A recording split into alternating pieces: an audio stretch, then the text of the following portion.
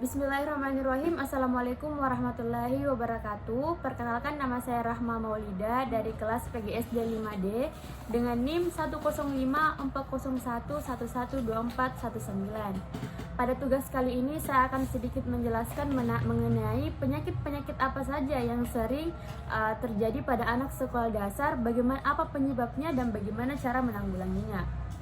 Jadi penyebaran penyakit pada anak-anak sekolah dasar lebih berisiko terkena penyakit menular sebab daya tahan tubuhnya masih lemah.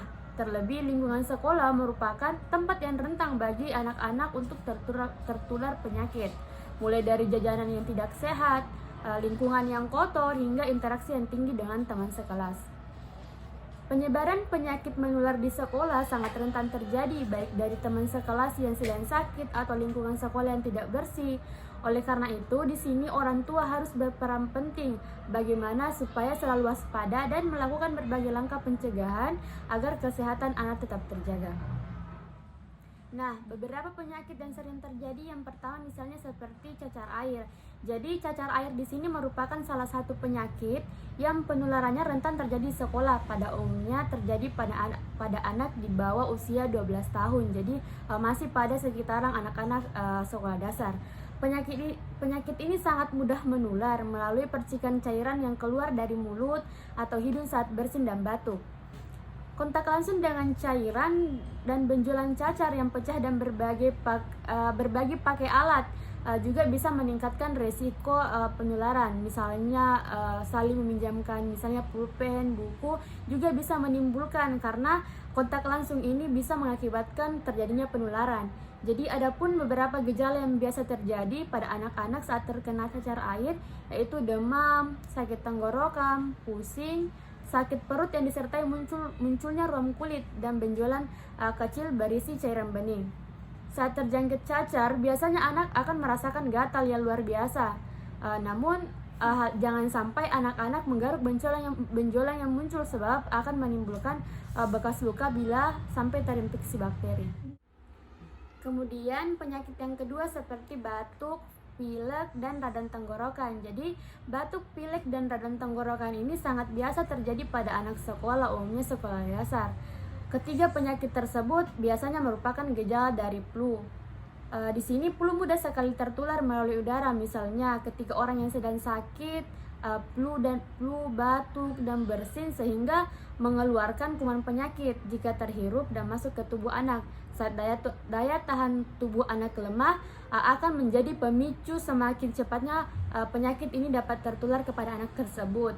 Karena penyakit ini biasa disebabkan oleh virus, maka cara pencegahan yang baik adalah dengan meningkatkan daya tahan tubuh anak terhadap. Kemudian penyakit ketiga yang biasa terjadi pada anak sekolah dasar yaitu diare.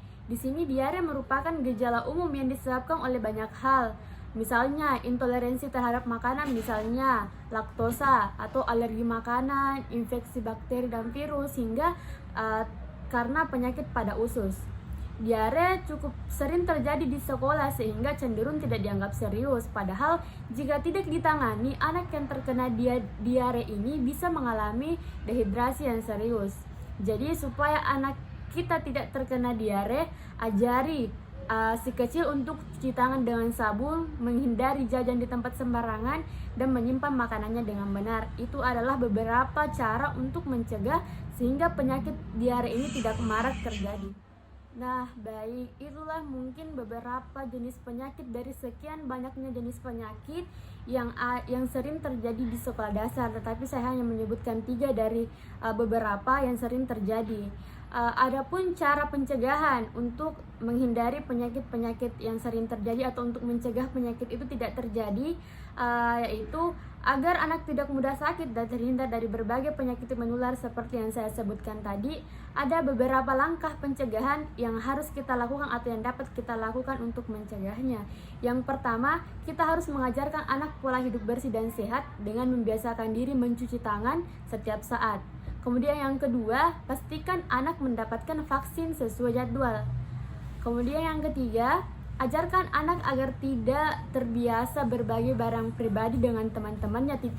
Dalam artian bukan berarti kita melarang anak kita untuk pelit, tapi untuk menjaga kesehatan dan untuk menjaga agar kuman tidak menular, sehingga tidak terjadi yang namanya penyakit-penyakit yang saya sebutkan tadi. Kemudian yang keempat, misalnya jika anak-anak tinggal di asrama, misalnya mungkin ada sekolah dasar yang memiliki asrama, barangkali ia dengan barang pribadi yang cukup seperti spray, alat makan dan handuk agar tidak perlu meminjamkan pada anak lain. Kemudian yang kelima, jika kebersihan lingkungan rumah dan sekolah, kita harus menjaga kebersihan rumah, lingkungan sekolah, terutama kebersihan makanan dan toilet. Jadi itu adalah sedikit dari banyaknya beberapa cara yang harus kita lakukan sehingga penularan penyakit tidak marak terjadi pada anak sekolah dasar.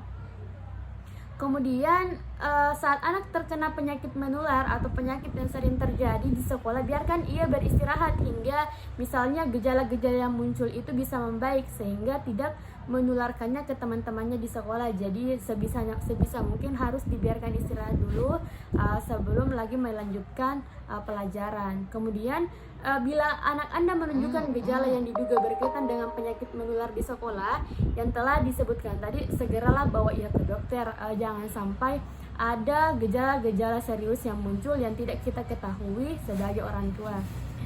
Jadi itulah beberapa penyakit yang sering terjadi di sekolah dasar, mulai dari apa sih penyakit itu, kemudian apa gejalanya, dan bagaimana cara menanggulanginya atau bagaimana cara mencegah penyakit tersebut.